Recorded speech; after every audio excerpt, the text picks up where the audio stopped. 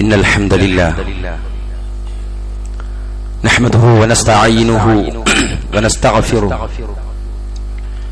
ونعوذ بالله من شرور أنفسنا ومن سيئات أعمالنا من يهده الله فلا مضل له ومن يضلل فلا هادي له وأشهد أن لا إله إلا الله وأشهد أن محمدا عبده ورسوله أرسله بالهدى ودين الحق ليظهره على الدين كله ولو كره المشركون اللهم صل على محمد وعلى آل محمد كما صليت على إبراهيم وعلى آل إبراهيم إنك حميد مجيد اللهم بارك على محمد وعلى آل محمد كما باركت على إبراهيم وعلى آل إبراهيم إنك حميد مجيد أما بعد فإن خير الكلام كلام الله وخير السنن سنن محمد صلى الله عليه وسلم وشر الأمور محدثاتها وكل محدثة بدعة وكل بدعة ضلالة فكل ضلالة في النار أيها الناس اتقوا الله عباد الله أوصيكم وإياي أولا بتقوى الله إن أريد إلا الإصلاح ما استطعت وما توفيقي إلا بالله عليه توكلت وإليه أنيب بسم الله الرحمن الرحيم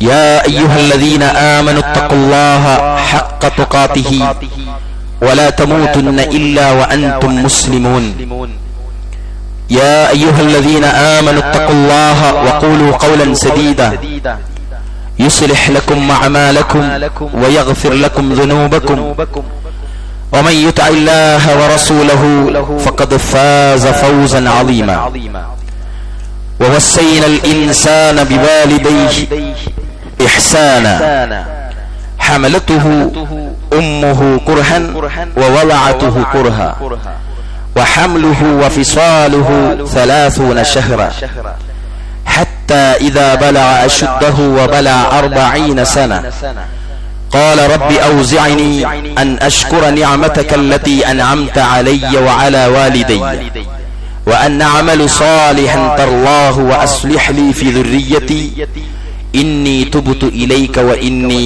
من المسلمين. ഏറെ സ്നേഹമുള്ള സത്യവിശ്വാസികളെ, വിശ്വാസിനികളെ, പ്രപഞ്ചനാഥനായ അല്ലാഹു സുബ്ഹാനഹു വ തആലയെ അനുസരിച്ച് ജീവിക്കുവാനും അവന്റെ റസൂൽ മുഹമ്മദ് മുസ്തഫ സല്ലല്ലാഹു അലൈഹി വസല്ലമയുടെ ചര്യകൾ ജീവിതത്തിൽ മുറുകെ പിടിച്ചുകൊണ്ട് മുന്നോട്ട് ഗമിക്കുവാനും എന്നോടും നിങ്ങളോടും വളരെ ആത്മാർത്ഥമായി ഉണർത്തുകയാണ്, വസിയത്ത് നൽകുകയാണ്. അത്തരുണത്തിൽ ജീവിതം മുന്നോട്ട് നയിക്കുവാനും അവസാനം റബ്ബുൽ ഇസ്സത്തിനെ സന്തോഷപൂർവ്വം കണ്ടുമുട്ടാനുമുള്ള തൗഫീഖ് നൽകി അല്ലാഹു നമ്മെ എല്ലാവരെയും അനുഗ്രഹിക്കുമാറാവട്ടെ. സഹോദരങ്ങളെ, ആകാശത്തിന്റെ ചുവട്ടിൽ നമ്മളൊക്കെ ജീവിക്കുന്ന സന്ദർഭത്തിൽ നമ്മളെല്ലാവരും ബന്ധപ്പെട്ട് കിടക്കുന്ന ബന്ധങ്ങളിൽ ഏറ്റവും മഹത്തരമായ ബന്ധമാണ് മക്കളും മാതാപിതാക്കളും തമ്മിലുള്ള ബന്ധം. ഒരു വ്യക്തിക്ക് ജീവിതകാലം മുഴുവനും ചെയ്താലും മതിയാകാത്തത്ര കടപ്പാടുകൾ നമ്മളുടെ മാതാപിതാക്കളോടുണ്ട്. അല്ലാഹു ഖുർആനിൽ പല സ്ഥലങ്ങളിലായി അവനെ മാത്രം ആരാധിക്കുക എന്ന് പറഞ്ഞ പ്രഖ്യാപിതമായ താല്പര്യത്തിന്റെ കൂടെ ഈ വിഷയം പറഞ്ഞത് തന്നെ അതിന്റെ ഗൗരവത്തെയാണ് നമുക്ക് മനസ്സിലാക്കി തരുന്നത്. ഒരുപാടിടങ്ങളിൽ അങ്ങനെയാണ് അല്ലാഹു പറഞ്ഞിട്ടുള്ളത്. വഖളാ റബ്ബുക അല്ലാ തഅബുദു ഇല്ലാ ഇയ്യാഹു വബിൽ വാലിദൈനി ഇഹ്സാന.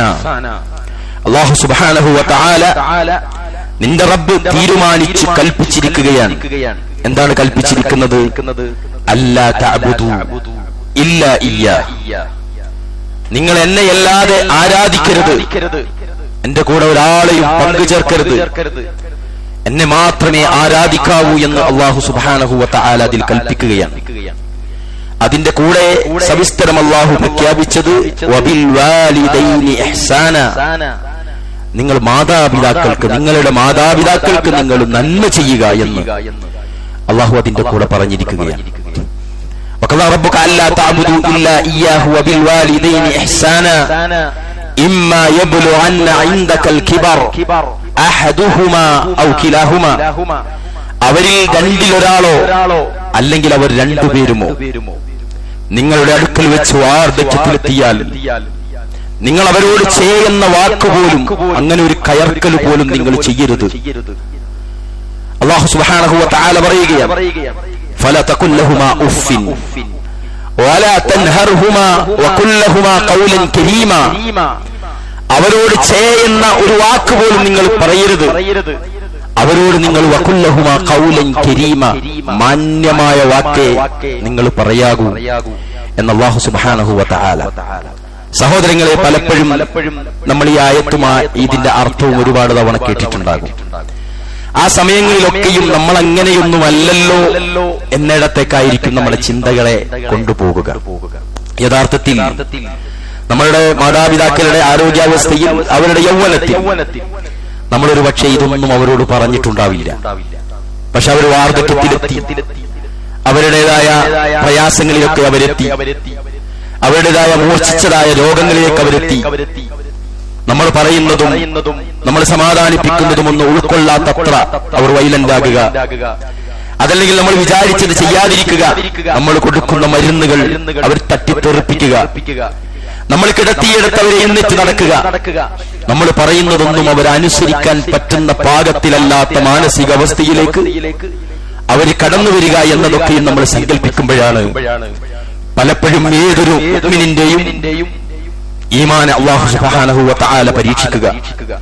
അവിടെയാണ് നമ്മൾ ഒരു പക്ഷേ ഈ പറഞ്ഞ വാക്കുകൾ പ്രയോഗിച്ചു പോകുക. അല്ലാഹു നമുക്കെല്ലാവർക്കും പുറത്തു തരുമാറാവട്ടെ. സാഹചര്യങ്ങളുടെ സമ്മർദ്ദങ്ങൾ, നമ്മൾക്കുണ്ടാകുന്ന പരീക്ഷണങ്ങൾ അല്ലാഹു സുബ്ഹാനഹു വ തആല വ്യവസ്ഥപ്പെടുത്തിയിരിക്കുന്ന നമുക്ക് അനുകൂലമോ പ്രതികൂലമോ ആയി തോന്നുന്ന സാഹചര്യങ്ങൾ, ഇതൊക്കെയും പ്രിയപ്പെട്ടവരെ ഒരു വിശ്വാസിക്ക് പരീക്ഷണ കാലഘട്ടമാണ് എന്നാണ് നമ്മൾ മനസ്സിലാക്കേണ്ടത്. നമുക്കറിയാം, ഒരുപാട് ആളുകൾ ഭാര്യയില്ലാതെ ജീവിക്കുന്നവരുണ്ട്, നമുക്കറിയാവുന്നവരിലുണ്ട്. വിധവയായി ജീവിക്കുന്ന സ്ത്രീകളുണ്ട്. ഒറ്റപ്പെടുന്ന ഏറ്റവും വലിയ പരീക്ഷണം അവർ ആസ്വദിക്കുക എന്ന് നമുക്ക് പറഞ്ഞുകൂടാ, അവർ അനുഭവിക്കുന്ന ഒരു കാലഘട്ടമാണ്. ഇണയില്ലാത്തൊരാള് വാർദ്ധക്യത്തിലെത്തുകയും അവർ രോഗാതുരമായ അവസ്ഥയിലേക്ക് അവർ പ്രവേശിക്കപ്പെടുകയും തങ്ങളുടെ മക്കളെ കൊണ്ടോ മരുമക്കളെ കൊണ്ടോ പേരക്കുട്ടികളെ കൊണ്ടോ അവരുടെ വിസർജ്യങ്ങളും മറ്റും കൈകാര്യം ചെയ്യുന്ന അവസ്ഥയിലേക്ക് എത്തുമ്പോഴുണ്ടാകുന്ന ആ മനുഷ്യന്റെ മാനസികാവസ്ഥ സങ്കല്പിക്കുന്നതിനേക്കാളും അപ്പുറമാണ് പ്രിയപ്പെട്ടവരെ. ഒരുപക്ഷേ സമ്പത്തിന്റെ സാമ്പത്തികമായ ഭദ്രതയുടെ ഉത്തുംഗതയിൽ ജീവിച്ച ആളുകൾക്ക് ഒരു പക്ഷേ ഇതിന്റെ പ്രയാസങ്ങളും ഇവർ ചെയ്തിരിക്കുന്ന ത്യാഗങ്ങളും എന്താണെന്ന് സങ്കല്പിച്ചാൽ പോലും കിട്ടുകയില്ല. നമ്മളോട് അവർ ചെയ്തിരിക്കുന്ന കാരുണ്യത്തിന്റെ വലുപ്പവും നമ്മൾക്ക് വേണ്ടി അവർ ചെയ്തിരിക്കുന്ന കർമ്മധർമ്മങ്ങളുടെ അളവും ഒരു പക്ഷേ സാങ്കല്പികമായി കണ്ടുപിടിക്കാൻ ചില ആളുകൾക്ക് ഒരു പക്ഷെ സാധിച്ചെന്ന് വരില്ല. ഭർത്താക്കന്മാര് മരിച്ച് വിധവയായി ജീവിച്ച് മക്കൾക്ക് വേണ്ടി മറ്റൊരുത്തന്റെ കൂടെ ഇനി ജീവിക്കണ്ട എന്ന് തീരുമാനിച്ച എത്ര ഉമ്മമാരുണ്ട് പ്രിയപ്പെട്ടവരെ. തന്റെ ഈ രണ്ട് പെൺകിടാങ്ങൾ ഞാൻ മറ്റൊരു വിവാഹത്തിലേക്ക് പ്രവേശിച്ചാൽ ഇവർ അനാഥമാകുമോ എന്ന് വിചാരിച്ച രണ്ട് കുട്ടികൾക്ക് വേണ്ടി ജീവിച്ച എന്റെ നാട്ടിലുണ്ടൊരു കുട്ടി മരണപ്പെട്ടുപോയി. ചെറുപ്പത്തിൽ 3 വയസ്സിൽ പിതാവ് മരിച്ചതാണ്. ആ മകൻ അനാഥനാകുമോ എന്ന് ഭയന്നിട്ട് മറ്റൊരു വിവാഹത്തിന് തയ്യാറാകാതെ ആ മകന്റെ 23 വയസ്സുവരെ മകനോടൊപ്പം ഇരട്ടവെച്ചതുപോലെ ജീവിച്ച ആ ഉമ്മയും മകനും കഴിഞ്ഞ വർഷം ആ മകൻ ഒരു ആക്സിഡന്റിൽ മരണപ്പെട്ട് ലിവറുകൾ തകർന്ന് തെറിച്ച് ആ കുട്ടി മരണപ്പെടുമ്പം അവർ തട്ടിക്കുട്ടിയുണ്ടാക്കിയ വീട്ടിന്റെ ഈ ഗൃഹപ്രവേശനത്തിന് ഡേറ്റ് നിശ്ചയിച്ച സന്ദർഭത്തിൽ ആ മകൻ മരിക്കുന്നത് ആലോചിക്കണം. ആ മകന്റെ വിവാഹവും ആ ഗൃഹപ്രവേശവും ഉഷാറാക്കണമെന്ന് വിചാരിച്ച ഉമ്മാക്ക് ആ മകന്റെ ഈ വേർപാട് താങ്ങാൻ കഴിയാത്ത വിധം ഞങ്ങളെ നാടാകെ വിറങ്ങലിച്ചു നിൽക്കുന്ന വിധത്തിൽ ആ ഉമ്മ പരീക്ഷിക്കപ്പെടുകയാണ്. നിങ്ങൾ ആലോചിച്ച് ഒരു മകന് വേണ്ടിയിട്ട് തന്റെ ജീവിത ദാമ്പത്യ സുഖ സൗകര്യങ്ങൾ വേണ്ടെന്ന് വെച്ച് ജീവിച്ച എത്ര ഉമ്മമാരുണ്ട് പ്രിയപ്പെട്ടവരെ. എത്ര ആളുകൾ വിധവകളായി ജീവിക്കുന്നുണ്ട്. നാട്ടുകാരും പബ്ലിക്കും മോശമായത് വിചാരിക്കുമോ എന്നതുപോലും പ്രയാസപ്പെടുത്തില്ല എന്ന് തീരുമാനിച്ച് മനസ്സാക്ഷി കുത്തില്ലാതെ ഏകയായി ജീവിക്കുന്ന എത്ര ആളുകളുണ്ട് പ്രിയപ്പെട്ടവരെ. അവരിന്ന് ഭയപ്പെടുകയാണ്. തന്റെ പ്രയാസ ദുരിതങ്ങളിൽ ആരുണ്ടാകും എനിക്ക് എന്ന പ്രയാസത്തിൽ പേടിച്ച് ജീവിക്കുന്ന ആളുകളും പ്രിയപ്പെട്ടവരെ നമ്മുടെ കൂടെ ജീവിക്കുന്നുണ്ട്. അവിടെയാണ് മാതാപിതാക്കളോടുള്ള നമ്മുടെ ബാധ്യതയും അതെത്ര തന്നെ നിറവേറ്റിയാലും അതെവിടേക്ക് എത്തില്ല എന്നുള്ള തിരിച്ചറിവും വിശ്വാസത്തിന്റെ കണികയുള്ള ഏതൊരു മുസൽമാനും മനസ്സിലാക്കേണ്ടത് അത്തരുണത്തിൽ പ്രസക്തമാണ് എന്നാണ് ഞാൻ പറഞ്ഞു വരുന്നത്. അല്ലാഹു സുബ്ഹാനഹു വ തആല നിരവധി ആയത്തുകളിലൂടെ അത് സവിസ്തരം ഉദ്ഘോഷിച്ചിട്ടുണ്ട്. ഖുൽ തആലൂ അത്ലു മാ ഹറമ റബ്ബുകും അലൈക്കും അല്ലാ തുശ്രികൂ ബിഹി ശൈആ വബിൽ വാലിദൈനി ഇഹ്സാന. അല്ലാഹു സുബ്ഹാനഹു വ തആല പറയുകയാണ്, അല്ലാഹു സുബ്ഹാനഹു വ തആല നിങ്ങളുടെ മേൽ ഏൽപ്പിച്ചിരിക്കുന്നു എന്താണ് അത് ഞാൻ ഓതിത്തരാമെന്ന് പറഞ്ഞിട്ട് പറഞ്ഞു, നിങ്ങൾ അവനോട് അല്ലാ തുശ്രികൂ ബിഹി ശൈആ, അവരോട് നിങ്ങൾ പങ്കു ചേർക്കരുത്. അല്ലാഹുവിന്റെ പ്രഖ്യാപിതമായ താൽപര്യമാണ്. എന്നിട്ട് പറഞ്ഞു വബിൽ വാലിദൈനി ഇഹ്സാന, മാതാപിതാക്കൾക്ക് നിങ്ങൾ നന്മ ചെയ്യണം. വഅബ്ദുല്ലാഹ് വലാ തുശ്രികൂ ബിഹി ശൈആ, നിങ്ങൾ അല്ലാഹുവിനെ മാത്രം ആരാധിക്കുക, അവരോടൊപ്പം ഒന്നിനെയും നിങ്ങൾ പങ്കു ചേർക്കരുത്. വബിൽ വാലിദൈനി ഇഹ്സാന, നിങ്ങൾ മാതാപിതാക്കൾക്ക് നന്മ ചെയ്യണേ, അല്ലാഹുവിനെ മാത്രം ആരാധിക്കണേ എന്ന് പറഞ്ഞിട്ട് തൊട്ടടുത്തായി മാതാപിതാക്കളെ അവരോട് നിങ്ങൾ നന്മ കാണിക്കണേ എന്ന് ഇവിടെയൊക്കെയാണ് പ്രിയപ്പെട്ടവരെ പരിശുദ്ധ ഖുർആനിലൂടെ അല്ലാഹു പ്രഖ്യാപിച്ചിരിക്കുന്നത് എന്ന് നമുക്ക് മനസ്സിലാക്കാൻ സാധിക്കും. ബനൂ ഇസ്രായേലിനോട് അല്ലാഹു സുബ്ഹാനഹു വ തആല വാങ്ങിയ കരാറുകളിൽ ഒന്നതായിരുന്നു എന്താണ്, വഇദ് അഖദനാ മീസാഖ ബനീ ഇസ്രായീൽ ലാ തഅബുദൂന ഇല്ലല്ലാഹ് വബിൽവാലിദൈനി ഇഹ്സാന. ബനൂ ഇസ്രായേലിനോട് അല്ലാഹു സുബ്ഹാനഹു വ തആല ഉറപ്പ് വാങ്ങിയ സന്ദർഭം ഓർക്കുക, അല്ലാഹുവിനെ അല്ലാതെ ആരാധിക്കരുത് നിങ്ങൾ. രണ്ടാമത് പറഞ്ഞത് എന്താ, വബിൽവാലിദൈനി ഇഹ്സാന, മാതാപിതാക്കളോട് നിങ്ങൾ നന്മ ചെയ്യണം കേട്ടോ എന്നാണ് അല്ലാഹു സുബ്ഹാനഹു വ തആല പഠിപ്പിച്ചിരിക്കുന്നത്. പ്രിയപ്പെട്ടവരെ, മാതാപിതാക്കളുടെ പെരുമാറ്റം എങ്ങനെയാകണമെന്ന് അബ്ദുല്ലാഹി ഇബ്നു അബ്ബാസ് ഉദ്ധരിക്കുന്ന ഹദീസിൽ നമുക്ക് കാണാൻ സാധിക്കും. മാതാപിതാക്കൾക്ക് നന്മ ചെയ്യൽ എന്നതുകൊണ്ടുള്ള ഉദ്ദേശം അവരോട് സ്നേഹവും ആർദ്രതയും കാണിക്കുക, മറുപടി പറയുമ്പോൾ ശബ്ദം കനപ്പിക്കാതിരിക്കുക, അവരെ തുറിച്ചു നോക്കാതിരിക്കുക, അവരോട് ശബ്ദമുയർത്താതിരിക്കുക എന്നവയൊക്കെയുമാണ്. അവരോടുള്ള പെരുമാറ്റം ഒരു അടിമ തന്റെ യജമാനനോട് എന്ന പോലെ തായ്മയോടെ ആകുക എന്നതൊക്കെയാണ് മാതാപിതാക്കളോട് മക്കളെന്ന നിലക്ക് നമ്മൾ ശ്രദ്ധിക്കേണ്ടത് എന്നാണ് അവിടെ പഠിപ്പിക്കുന്നത്. അല്ലാഹു സുബ്ഹാനഹു വ തആല നമുക്ക് വന്നിരിക്കുന്ന പോരായ്മകൾ അല്ലാഹു നമുക്ക് പുറത്തു തരുമാറാവട്ടെ. ഇത്തരം ഇടപെടലുകളിൽ പൊതുവെ പലപ്പോഴും പ്രിയപ്പെട്ടവരെ പലരും പരാജയപ്പെട്ടു പോകാറുണ്ട് എന്നതാണ് വാസ്തവം. അതുകൊണ്ട് നമ്മൾ എല്ലാവരും ശ്രദ്ധിക്കുക, അവർ പോറ്റി വളർത്തിയ അവരുടെ അധ്വാനം ചെറുതല്ല എന്ന് നമ്മൾ മനസ്സിലാക്കണം. ഒരു കുഞ്ഞ് തന്റെ മാതാവിന്റെ ഗർഭാശയത്തിൽ ജന്മമെടുക്കുക എന്ന് വേണമെങ്കിൽ പറയാം. അവിടുന്ന് അങ്ങോട്ട് ആ ഭാരം പേറി നമ്മൾ പറയും 10 മാസം 9 മാസവും 9 ദിവസവും അവിടുന്ന് അപ്പുറത്ത് ആ വാപ്പ എന്ന് പറഞ്ഞ മനുഷ്യന്റെ ഹൃദയത്തിലും നിങ്ങൾ മുട്ടിട്ടിട്ടുണ്ട്. അത് 9 മാസം കഴിഞ്ഞാൽ തീരാവുന്നതല്ല പ്രിയപ്പെട്ടവരെ. 10 മാസം കഴിഞ്ഞാൽ അത് പ്രസവിച്ച് പുറത്തേക്ക് പോകുന്നതല്ല പ്രിയപ്പെട്ടവരെ. ആ പിതാവിന്റെ ഹൃദയത്തിൽ മരണത്തോളം അത്രയും കാലഘട്ടം ആ കുഞ്ഞു വളർന്നുകൊണ്ടിരിക്കുകയാണ്, ആണായാലും പെണ്ണായാലും. അങ്ങനെ മാതാവും പിതാവും ഒന്നിച്ചേറ്റെടുത്ത് വളർത്തി വലുതാക്കിയതാണ് നമ്മളെ. അതുകൊണ്ടാണ് അല്ലാഹു സുബ്ഹാനഹു വ തആലയുടെ പ്രിയപ്പെട്ട റസൂൽ മുഹമ്മദ് മുസ്തഫ സല്ലല്ലാഹു അലൈഹി വസല്ലം പറഞ്ഞത്, മാതാപിതാക്കളോട് നിങ്ങൾ നന്മ ചെയ്യണം, അവർ അമുസ്ലിങ്ങളാണെങ്കിൽ പോലും. മുഹമ്മദ് മുസ്തഫ സല്ലല്ലാഹു അലൈഹി വസല്ലം പഠിപ്പിക്കുകയാണ്, ബഹുദൈവ വിശ്വാസിയായ ഉമ്മയോട് ബന്ധം ചേർക്കട്ടെ എന്ന് അസ്മാ റളിയല്ലാഹു അൻഹ ചോദിച്ച സമയത്ത് റസൂലുള്ളാഹി സ്വല്ലല്ലാഹു അലൈഹി വസല്ലം പറഞ്ഞത്, അതെ, നിങ്ങൾ ബന്ധം പുലർത്തുക, അവർക്ക് ചെയ്യേണ്ടതൊക്കെ ചെയ്തു കൊടുക്കുക എന്നാണ് പ്രവാചകൻ സ്വല്ലല്ലാഹു അലൈഹി വസല്ലം പറഞ്ഞത്. സഅദ് ഇബ്നു അബീ വഖാസ് റളിയല്ലാഹു അൻഹുവിന്റെ മുശ്രിക്കത്തായ ഉമ്മയോടും മാതാവ് എന്ന നിലയിൽ എല്ലാ കാര്യങ്ങളും ചെയ്തു കൊടുക്കണേ എന്ന് റസൂലുള്ളാഹി സ്വല്ലല്ലാഹു അലൈഹി വസല്ലം ഉദ്ഘോഷിച്ചത് നമുക്ക് കാണാൻ സാധിക്കും. അതുകൊണ്ടാണ് യുദ്ധത്തിനിറങ്ങാൻ വേണ്ടി അനുവാദം ചോദിച്ച സഹാബിയോട് അല്ലാഹുവിന്റെ റസൂൽ ചോദിച്ചില്ലേ, എന്താ ചോദിച്ചത്, അഹയ്യുൻ വാലിദക്, നിന്റെ മാതാപിതാക്കള് ജീവിച്ചിരിപ്പുണ്ടോ? അതേ എന്ന് പറഞ്ഞപ്പോ പറഞ്ഞു, എങ്കിൽ നിന്റെ ധർമ്മസമരം അവിടെയാണ്, അവർക്ക് സേവനം ചെയ്യുക എന്നതാണ് ഈ യുദ്ധത്തെക്കാളും നിനക്ക് പ്രിയപ്പെട്ടത് എന്ന് മുഹമ്മദ് മുസ്തഫ സല്ലല്ലാഹു അലൈഹി വസല്ലം പ്രിയപ്പെട്ടവരെ പഠിപ്പിച്ചു കൊടുത്തു. അതുകൊണ്ട് നമ്മൾ മനസ്സിലാക്കേണ്ടത് ഒരുപാട് ഉത്തരവാദിത്തങ്ങളുണ്ട് അല്ലേ? മക്കളെ പോറ്റാൻ നമ്മൾ ഒരുപാട് കുത്തുബയിൽ കേട്ടതാണ്. ആവർത്തന വിരസത നിങ്ങൾക്കുണ്ടാവരുത് ഈ വിഷയത്തിൽ. എന്താ? മാൻഹോളിൽ നിങ്ങൾ കണ്ടില്ലേ? ബാംഗ്ലൂരിൽ സ്ഥിരമായി നമ്മൾ കാണുന്നതാണ്. മാൻഹോളിനകത്ത് ഒന്ന് നോക്കാൻ, ഒന്ന് എന്ത് നോക്കാൻ പോലും നമ്മൾ മടി കാണുന്ന അറപ്പും വെറുപ്പും, അതേപോലെ തന്നെ ഏറ്റവും മോശമായ തരത്തിലുള്ള വാസനയുമുള്ള സ്ഥലത്ത് അതിനകത്തൊരു മാസ്ക് പോലും കെട്ടാതെ മുങ്ങിക്കുളിച്ചുകൊണ്ട് ആ കച്ചറകൾ, ആ വേസ്റ്റുകൾ എടുത്തു പൊക്കുന്ന പിതാവും ആ പിതാവിന് കിട്ടുന്ന ഊർജം തന്റെ മക്കളെ പോറ്റണമെന്നുള്ള ചിന്തയിൽ നിന്നാണ്. ആലോചിക്കണം നിങ്ങൾ. വലിയ വലിയ ഷോപ്പിംഗ് മാളുകൾക്ക് മുന്നിൽ നിങ്ങൾ കാണാറില്ലേ പാവക്കളി കളിക്കുന്ന, വലിയ ബലൂൺ ബൊമ്മകൾക്കുള്ളിൽ ഡാൻസ് കളിക്കുന്ന ആളുകൾ അല്ലേ? കാല് നരച്ച ചെരുപ്പുകൾ, വാറുകൾ വെട്ടിയ ഇങ്ങനെയുള്ള വേഷങ്ങളിൽ വന്ന ആളുകൾ, ഈ പാവക്കളി കളിക്കുന്ന ആളുകൾ, ആ പാവക്കുള്ളിൽ പലപ്പോഴും ഈ തീർക്കാത്ത കടവും മക്കളെ പോറ്റണമെന്നുള്ള വിചാരവും കൊണ്ട് തന്റെ ലജ്ജയ്ക്കോ തന്റെ അഭിമാനത്തിനോ ഒരു വിഷയവുമില്ല എന്ന നിലയ്ക്ക് അതിനുള്ളിൽ കയറിക്കൂടുന്ന പിതാവിനും തന്റെ മക്കളെ പോറ്റണമെന്നുള്ള വിചാരമാണ്. അതുകൊണ്ടാണ് പ്രിയപ്പെട്ടവരെ, അവരങ്ങനെയാണ് നമ്മളെ പോറ്റി വളർത്തുന്നത്. നിങ്ങൾക്ക് കാണാം വിദേശ രാജ്യങ്ങളിലൊക്കെ ഷവർമ്മക്കൂടുകൾക്കുള്ളിൽ 3-4 ഷവർമ്മ സ്റ്റാൻഡിനുള്ളിൽ ഒരു മനുഷ്യൻ വെന്ത് ഉരുകുന്നത് നിങ്ങൾക്ക് കാണാൻ സാധിക്കും. കാണാറുണ്ട് നമ്മൾ പലപ്പോഴും. ഇവിടത്തെക്കാളും പ്രയാസമാണ്. ചെല്ലിന്റെ കൂടിനുള്ളിൽ അവർ ആ മാംസത്തിനൊപ്പം പോവുകയാണ്.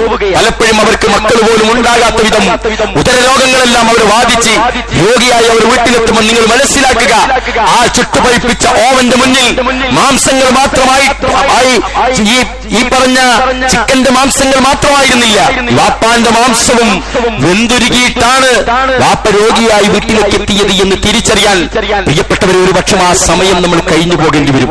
അതുകൊണ്ടാണ് മനസ്സിലാക്കുക, അത്രയും പ്രയാസ ദുരിതങ്ങൾ അഭിമുഖീകരിച്ചുകൊണ്ടാണ് ഓരോ മാതാവും പിതാവും നമ്മളെ പോറ്റുന്നത് എന്ന് നമ്മൾ കേൾവിയിൽ ചിലപ്പോൾ ഒരു പക്ഷേ ഹരമുണ്ടാകാം, വൈകാരികമായ പ്രതിസന്ധികൾ നമുക്കുണ്ടാകാം.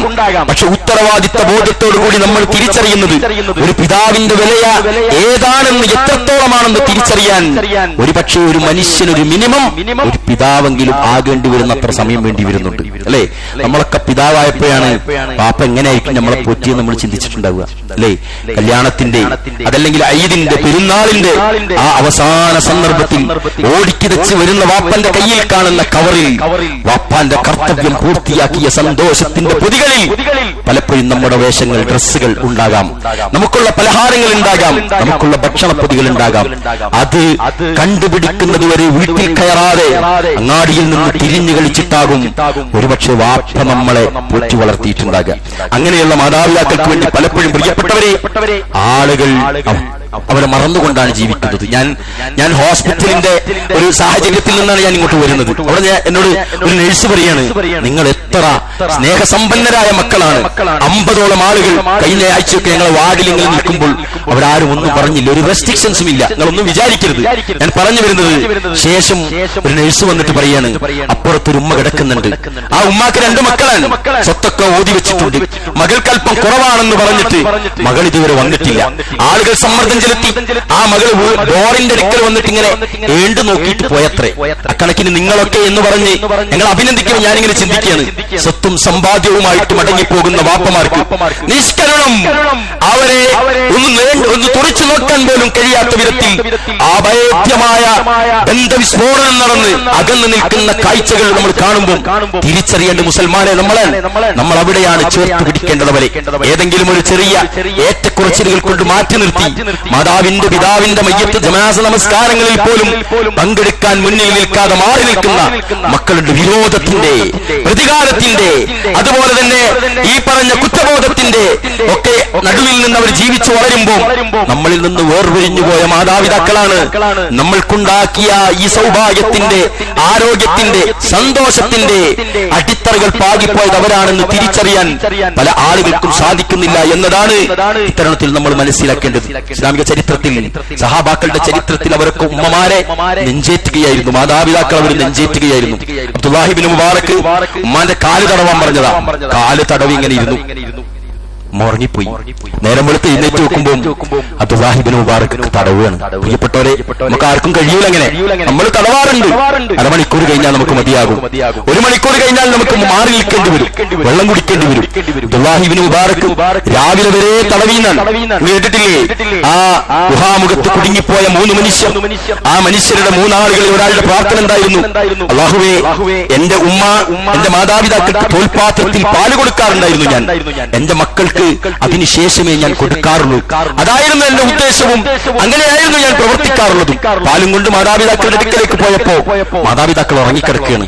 മക്കൾ കരയുന്നുണ്ട്. പക്ഷേ മാതാപിതാക്കൾ എഴുന്നേറ്റ് അതിനുശേഷം മാതാപിതാക്കൾക്ക് പാല് കൊടുത്തിട്ടേ മക്കൾക്ക് കൊടുക്കൂ എന്നത് നിന്റെ വജഹ് ഉദ്ദേശിച്ച് ഞാൻ ചെയ്തതായിരുന്നു എന്ന് പറഞ്ഞ ആ ചരിത്രം നമ്മൾ വായിച്ചിട്ടുണ്ടാകും. ആലോചിച്ചു നോക്ക്. അത്രയും ഉത്തരവാദിത്തമായിരുന്നു അവർ. അലി റളിയല്ലാഹു അൻഹുവിന്റെ പേരക്കുട്ടി അലി ഇബ്നു ഹുസൈൻ, അദ്ദേഹം ഉമ്മയോട് അങ്ങേറ്റം നന്മ ചെയ്യുന്ന വ്യക്തിയായിട്ടും താങ്കൾ എന്താണ് ഉമ്മയുടെ കൂടെ പാത്രത്തിൽ ഭക്ഷണം കഴിക്കുന്നത് ഇതുവരെ കണ്ടിട്ടില്ലാലോ എന്ന് ചോദിച്ചപ്പോൾ അദ്ദേഹം പറഞ്ഞൊരു മറുപടിയുണ്ട്. ഉമ്മാന്റെ കൂടെ ഭക്ഷണം കഴിക്കുന്ന സമയത്ത് ഉമ്മ നോട്ടമിട്ടൊരു ഭാഗത്തെ ഭക്ഷണം ഞാൻ കഴിക്കാതെ മാറി നിന്നു. ഉമ്മ ചോദിച്ചപ്പോ ഞാൻ പറഞ്ഞു, ഉമ്മ, അത് നിങ്ങൾ നോട്ടം, നിങ്ങളുടെ കണ്ണോടെ പതിയുന്നത് ഞാൻ കണ്ടപ്പോൾ ഞാൻ മാറി നിന്നതാണ്. അങ്ങനെ ഉമ്മ വിചാരിച്ച ഭക്ഷണം ഞാൻ കഴിച്ചു പോകരുത് എന്ന് സൂക്ഷിക്കുവാനാണ് ഒന്നിച്ചിരിക്കാത്തത് എന്ന് അദ്ദേഹം മറുപടി പറഞ്ഞു. ചരിത്രം സുബ്ഹാനല്ലാഹ്.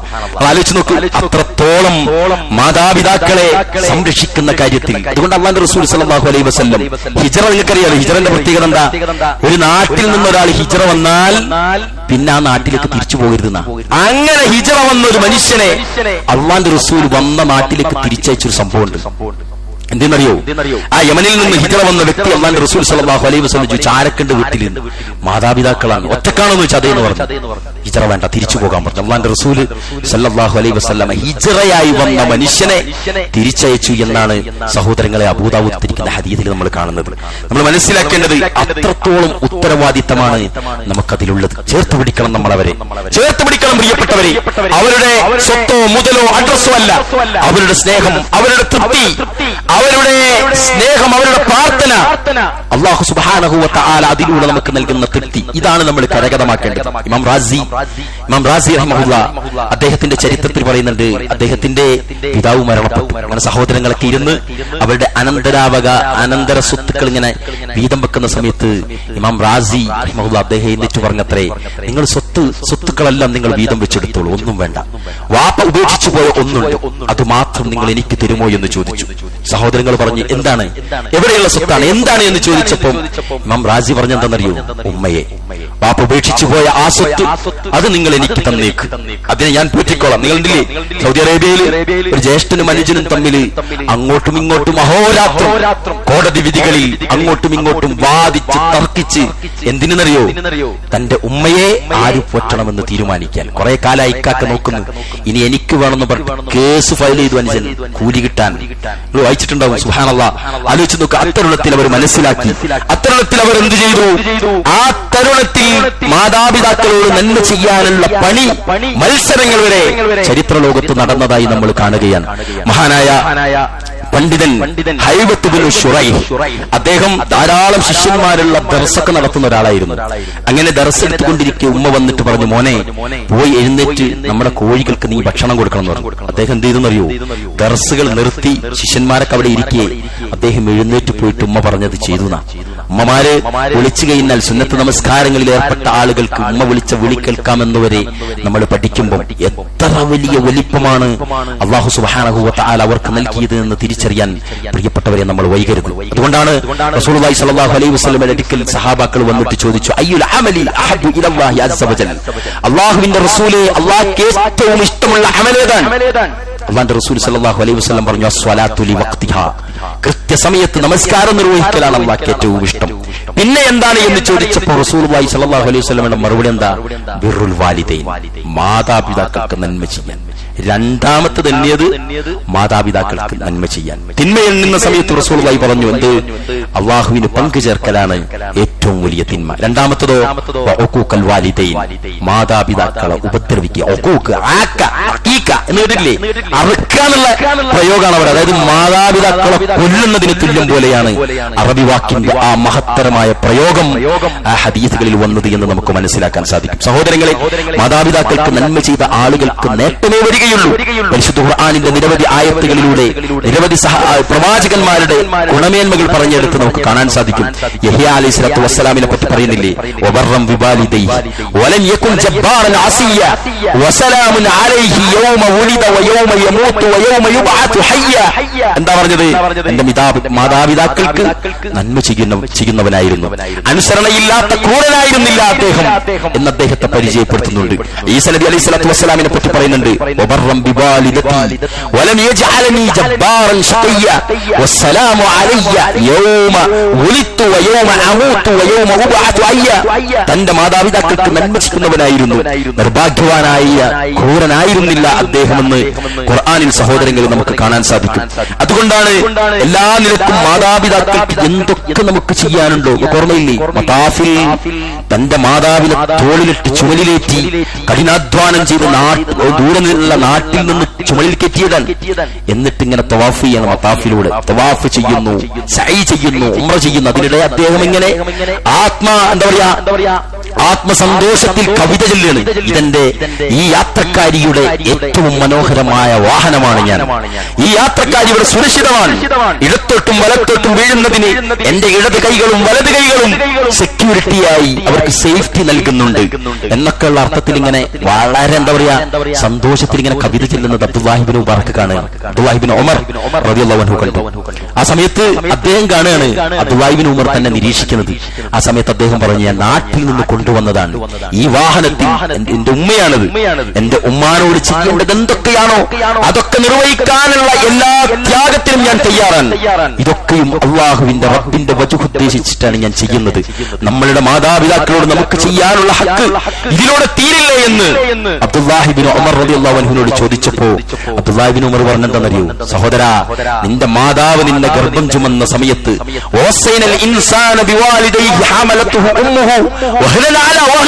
എന്ന് പറഞ്ഞില്ലേ?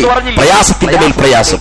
നിന്റെ മാതാവ് നിന്നെ ഗർഭം ചുമന്ന അന്ന് നിന്റെ മാതാവ് പ്രയാസത്തോടെ നിർവഹിച്ച ഒരു ശ്വാസോച്ഛ്വാസത്തിന് തുല്യമായിട്ടില്ല നീ ചെയ്തതൊന്നും എന്ന് അബ്ദുല്ലാഹി ഇബ്നു ഉമർ റളിയല്ലാഹു അൻഹു അദ്ദേഹത്തെ തിരുത്തിന.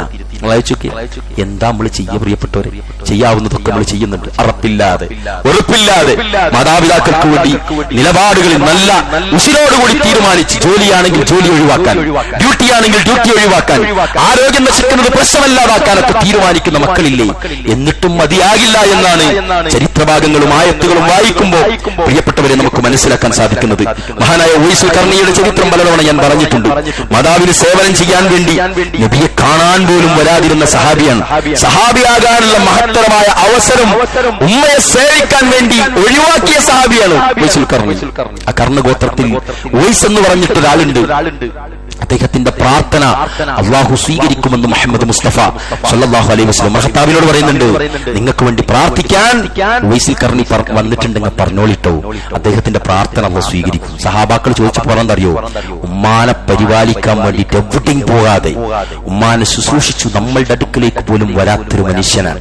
സഹാബാ വൃന്ദങ്ങളുടെ കൂട്ടത്തിൽ പേരെടുക്കാൻ പോലും അല്ലെങ്കിൽ അതിലേക്ക് പങ്കാളികളാകാൻ പോലും തന്റെ ഉമ്മ കാരണത്താൽ വരണ്ട എന്ന് തീരുമാനിച്ച മനുഷ്യന്റെ പ്രാർത്ഥന അള്ളാഹു സ്വീകരിക്കുമെന്ന് മുഹമ്മദ് മുസ്തഫ സല്ലല്ലാഹു അലൈഹി വസല്ലം പഠിപ്പിക്കുകയാണ്. പ്രിയപ്പെട്ടവർ, എത്ര ചരിത്രങ്ങളാണ് ഇസ്ലാമിക ലോകത്ത് പ്രവാചകന്മാരുടെ ചരിത്രങ്ങളിൽ, സഹാബാക്കളുടെ ചരിത്രങ്ങളിൽ കേട്ട് തഴങ്ങിയിട്ടുണ്ടാവും നിങ്ങളെല്ലാവരും. നമ്മളുടെ ഉമ്മാന്റെ കാര്യം എത്ര ചുളിഞ്ഞ, നമുക്കൊന്നും ചെയ്തു തരാത്ത, നമുക്ക് വേണ്ടി അധ്വാനിച്ച് സമ്പത്ത് സൂക്ഷിച്ചു വെക്കാത്ത, കഷ്ടപ്പെട്ട് ജീവിച്ച ദരിദ്രനായ പിതാവാണെങ്കിലും ദരിദ്രനായ മാതാവാണെങ്കിലും പ്രിയപ്പെട്ടവരെ, അവർ തന്നെയാണ് നമുക്ക് വലുത്. അവർ തന്നെയാണ്. അവർ കാണിച്ച സേഫ്റ്റിയും അവർ തന്നിരിക്കുന്ന സെക്യൂരിറ്റിയും എത്ര വലുതായിരുന്നു എന്ന് മനസ്സിലാക്കണമെങ്കിൽ അവർ നമ്മളിൽ നിന്ന് പോകണം, എന്നാലേ മനസ്സിലാവുള്ളൂ. സമകാലിക ചരിത്രങ്ങൾ ഇവരുണ്ട്. വൈക്കം മുഹമ്മദ് ബഷീറിന്റെ അദ്ദേഹത്തിന്റെ ഒരു പുസ്തകത്തിൽ, എന്നോട് ക്ഷമിക്കണം നിങ്ങൾ, അദ്ദേഹം പറയുന്നുണ്ട്, ഞാൻ എന്റെ വീട് വിട്ട് ചൊടിച്ചിറങ്ങിപ്പോയി വീട്ടിൽ നിന്ന് കുറേ കൊല്ലം. ഉമ്മ ഇങ്ങനെ എന്നും രാത്രി ഭക്ഷണം ഇങ്ങനെ എടുത്തു വെക്കും, ഞാൻ പോകൂല, എന്നും എടുത്തു വെക്കും. അങ്ങനെ കുറെ കാലം കഴിഞ്ഞ് 9 വർഷത്തിന് ശേഷം ഈ വൈക്കം മുഹമ്മദ് ബഷീർ വരുന്നുണ്ട് അത്ര ഒരു ഇശാ സമയത്ത്. ആ അപ്പോ എവിടെയിരുന്നു മോനെ നീ എന്ന് പറഞ്ഞ പതൊക്കെ പിന്നെ പറയാം, എനിക്ക് വിശക്കുന്നുണ്ട് ഉമ്മ, എനിക്ക് ഭക്ഷണം വേണം എന്ന് ഉമ്മ പറഞ്ഞത്ര ടേബിളിലത് മൂടി വെച്ചിട്ടുണ്ട്. അപ്പോ അദ്ദേഹം ചോദിച്ചു പോലെ ഞാൻ വരുന്നത് നിങ്ങൾ എങ്ങനെ അറിഞ്ഞു, ഞാൻ വരുന്നത് ആരെങ്കിലും പറഞ്ഞു, നിങ്ങൾ എങ്ങനെ അറിഞ്ഞു ഞാൻ ഇന്ന് വരുന്നുള്ളത്? ഉമ്മ പറഞ്ഞല്ലോ, നീ പോയ 9 വർഷവും എല്ലാ സമയത്തും നിനക്ക് ഞാൻ ഭക്ഷണം എടുത്തു വെച്ചിട്ടുണ്ട്. ഇതാ നമ്മുടെ ഉമ്മ. നമ്മളെ കഥ പറ. നമ്മളെ ഉമ്മ അവിചാരിതമായി നമ്മുടെ വീട്ടിലേക്ക് കയറി വന്നാൽ, നമ്മുടെ വാപ്പ അവിചാരിതമായി നമ്മുടെ വീട്ടിലേക്ക് കയറി വന്നാൽ ഉണ്ടാകുമോ പ്രിയപ്പെട്ടവരെ നമ്മുടെ അടുക്കളയിൽ അവർക്കുള്ള ഭക്ഷണം കരുതാറുണ്ടോ? നമ്മൾ ആരെങ്കിലും ഉണ്ടോ? പാർസൽ വാങ്ങലല്ല അതിലെ ഏറ്റവും വലിയ അഭികാമ്യമായ പ്രവർത്തനം, മറിച്ച് അവർക്കുള്ള കരുതൽ ആർക്കെങ്കിലും ഇല്ലാതായിട്ടുണ്ടെങ്കിൽ അവർക്കുള്ളതാണ് ഈ ചരിത്രം. പ്രിയപ്പെട്ടവരെ, അത്തരുണത്തിൽ മാതാപിതാക്കളോട് ഏറ്റവും നല്ല നിലപാടോടെ, സ്നേഹത്തോടെ, എല്ലാ കരുതലോടും കൂടി അവർക്ക് വേണ്ടി പണിയെടുക്കാൻ നമ്മളെല്ലാവരും മാനസികമായി തയ്യാറാകണം. അള്ളാഹുവിന്റെ ഇറയായിരിക്കണം അതിന്റെ ഏറ്റവും വലിയ ലക്ഷ്യവും. അള്ളാഹു നമ്മെ അനുഗ്രഹിക്കുമാറാവട്ടെ. അൽഹംദുലില്ലാഹ് الذي علم بالقلم علم الإنسان ما لم يعلم أيها الناس اتقوا الله عباد الله أوصيكم وإياي ثانيا بتقوى الله. സഹോദരങ്ങളെ, അള്ളാഹുവിനെ മാത്രം ആരാധിക്കുവാനും മാതാപിതാക്കളോട് നന്മ ചെയ്യുവാനും ഒരിക്കൽ കൂടി ഉണർത്തുകയാണ്. അള്ളാഹുവിന്റെ റസൂൽ സല്ലല്ലാഹു അലൈഹി വസല്ലം അദ്ദേഹത്തിന്റെ ഒരു ഹദീസിൽ പറയുന്നുണ്ട്, ബനൂ സലമ ഗോത്രത്തിൽപ്പെട്ട ഒരാൾ വന്നിട്ട് റസൂലുള്ളാഹി സ്വല്ലല്ലാഹു അലൈഹി വസല്ലമയോട് ചോദിച്ചു, അന്നബി ഉസൈദ് മാലിക് ഇബ്നു റബീഅ അസ്സാഇദി ഖാല ബൈനാ നഹ്നു ഇൻദ റസൂലില്ലാഹി സ്വല്ലല്ലാഹു അലൈഹി വസല്ലം ഇദ് ജാഅഹു റജുലുൻ മിൻ ബനീ സലമ ഫഖാല. ബനൂ സലമ ഗോത്രത്തിൽ നിന്ന് ഞങ്ങളൊക്കെ റസൂലുള്ളാഹിന്റെ കൂടെ ഇങ്ങനെ ഇരിക്കുന്ന സമയത്ത് ഒരാൾ വന്നിട്ട് പ്രവാചകനോട് ചോദിച്ചു, യാ റസൂലല്ലാഹ് ഹൽ ബഖിയ മിൻ ബിർരി അബവയ്യ ശൈഉൻ അബറുഹുമാ ബിഹി ബഅദ മൗതിഹിമാ. അള്ളാഹുവിന്റെ റസൂലെ, വല്ലതും അവശേഷിക്കുന്നുണ്ടോ? നമ്മളുടെ മാതാപിതാക്കൾക്ക് അവരുടെ മരണശേഷം ഏതെങ്കിലും നന്മ ചെയ്യുന്നതിൽ എന്തെങ്കിലും ഇനി അവശേഷിക്കുന്നുണ്ടോ എന്ന് ചോദിച്ച സമയത്ത് റസൂലുള്ളാഹി സ്വല്ലല്ലാഹു അലൈഹി വസല്ലം പറഞ്ഞു, അതെ ഉണ്ട്. എന്നിട്ട് പ്രവാചകൻ എന്നെ അസ്വലാത്തു അലൈഹിമ, അവർക്ക് വേണ്ടിയിട്ട് പ്രാർത്ഥിക്കണം, അവർക്ക് വേണ്ടി പ്രാർത്ഥിക്കണം, വൽ ഇസ്തിഗ്ഫാർ ലഹുമാ, അവർക്ക് വേണ്ടി ഇസ്തിഗ്ഫാർ ചോദിക്കണം, അതും നിങ്ങൾ ചെയ്യണം.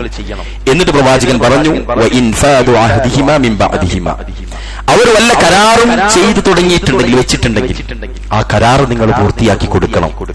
എന്നിട്ട് റസൂലുള്ളാഹി സ്വല്ലല്ലാഹു അലൈഹി വസല്ലം തുടർന്നു, വസിലത്തു റഹിമില്ലത്തി ലാ തൂസലു ഇല്ലാ ബിഹിമാ, അവരാൽ നമുക്ക് ചേർന്ന് നിൽക്കുന്ന ബന്ധങ്ങൾ, അവരാൽ ഉണ്ടാക്കപ്പെട്ട ബന്ധങ്ങൾ അവരുടെ കാലശേഷം നിങ്ങൾ നിർബന്ധമായിട്ടും നിലനിർത്തണം. പ്രവാചകന്റെ വാക്കാണ്. എന്ന് റസൂൽ പറഞ്ഞു, വഇക്റാമു സ്വദീഖിഹിമ, അവരുടെ കൂട്ടുകാരെ നിങ്ങൾ ആദരിക്കുകയും വേണം അവരുടെ കാലശേഷവും എന്ന് മുഹമ്മദ് മുസ്തഫ സല്ലല്ലാഹു അലൈഹി വസല്ലം അദ്ദേഹത്തെ പഠിപ്പിച്ചു കൊടുത്തു. എന്തൊക്കെ പറഞ്ഞത്? മാതാപിതാക്കളുടെ കാലശേഷവും നമുക്ക് നിരന്തരമായി നൈരന്തര്യത്തോടെ ചെയ്യാനുള്ള കർമ്മങ്ങൾ പ്രവാചകൻ പഠിപ്പിക്കുകയാണ്. ഒന്ന്, അവർക്ക് വേണ്ടി പ്രാർത്ഥിച്ചുകൊണ്ടേയിരിക്കുക, അവർക്ക് വേണ്ടി ഇസ്തിഗ്ഫാറുകൾ നടത്തുക. അവർ വല്ല കരാറും ചെയ്തിരുന്നെങ്കിൽ, റസൂലുള്ളാഹി സ്വല്ലല്ലാഹു അലൈഹി വസല്ലം മറ്റൊരു ഹദീസിൽ പറയുന്നുണ്ട്, ഒരാൾ വന്നിട്ട് ചോദിച്ചു, അല്ലാഹുവിന്റെ റസൂലേ, വാപ്പ വളരെ വയസ്സനൻ, ഇന്നഹു ശൈഖുൻ കബീർ, അദ്ദേഹത്തിന് ഹജ്ജും ഉംറയൊക്കെ ചെയ്യാൻ ഉദ്ദേശമുണ്ട്, എന്താണ് ഞാൻ ചെയ്യാന്ന് ചോദിച്ചപ്പോൾ റസൂൽ പറഞ്ഞു, നിങ്ങൾ പോയിട്ട് അദ്ദേഹത്തിന് വേണ്ടിയിട്ട് ഹജ്ജും ഉംറയും ചെയ്യുക എന്നാണ് റസൂലുള്ളാഹി സ്വല്ലല്ലാഹു അലൈഹി വസല്ലം പറഞ്ഞത്.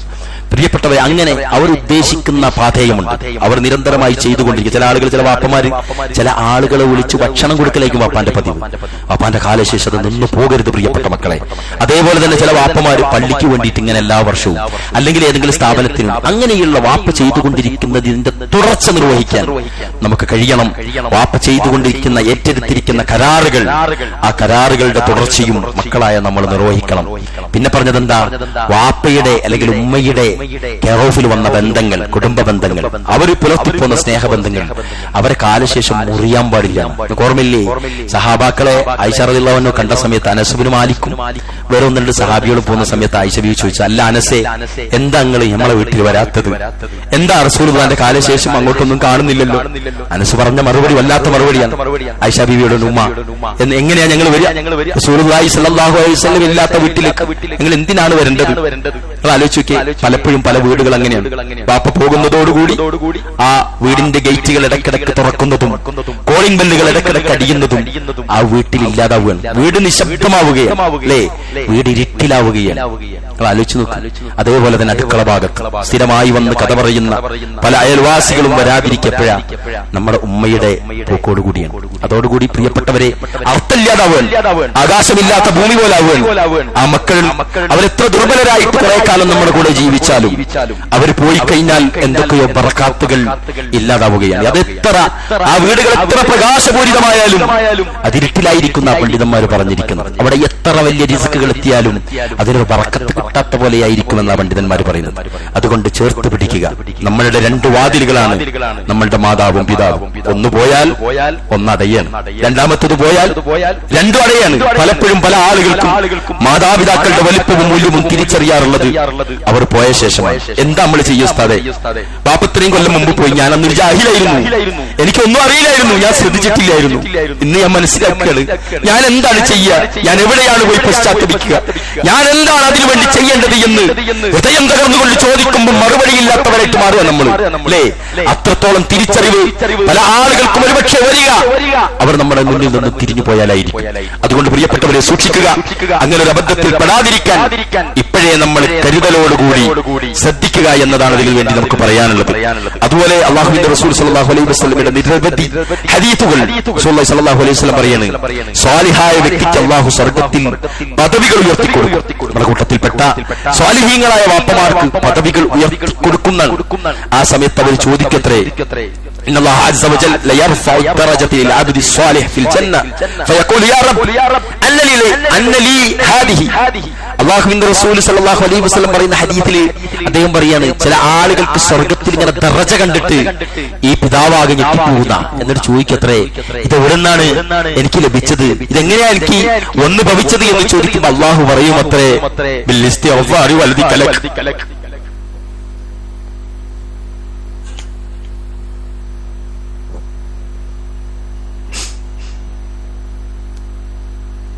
അല്ലാഹു പറയുമത്രേ, നിന്റെ മകൻ നിനക്ക് വേണ്ടി ഇസ്തിഗ്ഫാർ ചെയ്തതിന്റെ ഫലമാണത് എന്ന് അല്ലാഹു സുബ്ഹാനഹു വ തആല മറുപടി പറയുന്നു. പ്രിയപ്പെട്ടവരെ, നമ്മളെ പേര് വരണം അതിൽ.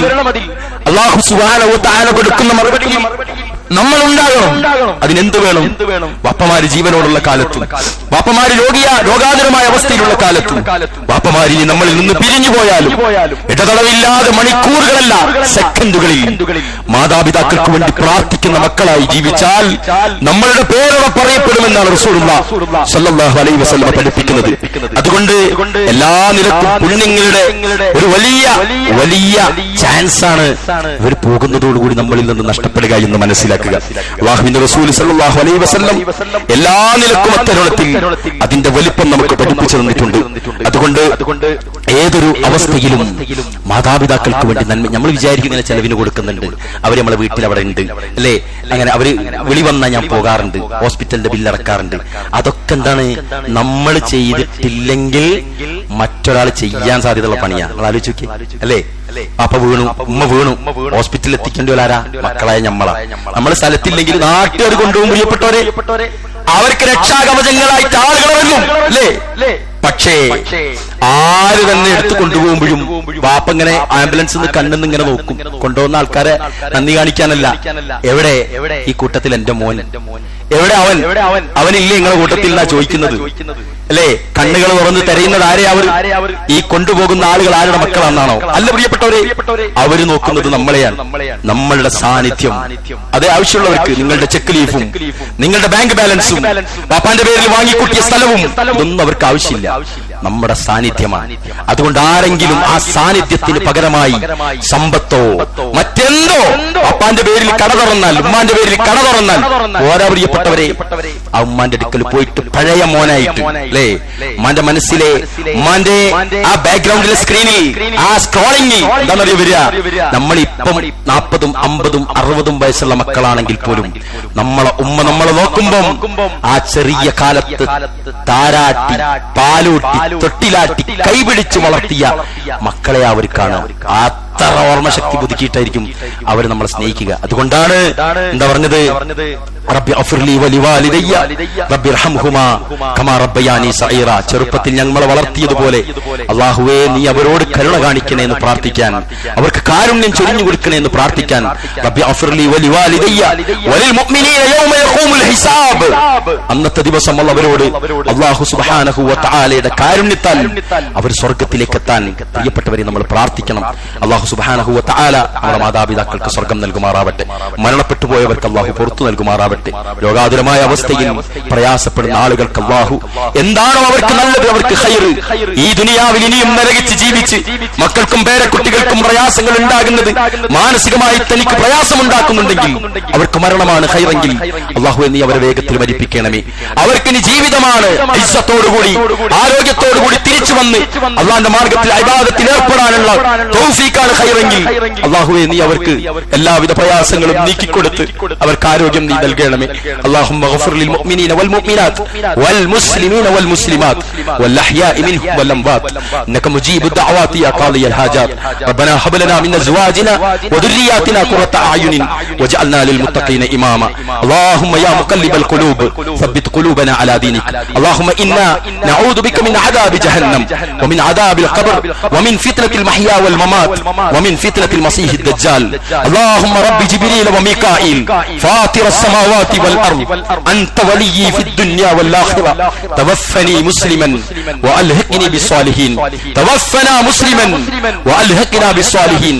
آمين برحمتك يا أرحم الراحمين. وصلى الله وسلم وبارك على نبينا محمد وعلى آله وصحبه أجمعين والحمد لله رب العالمين.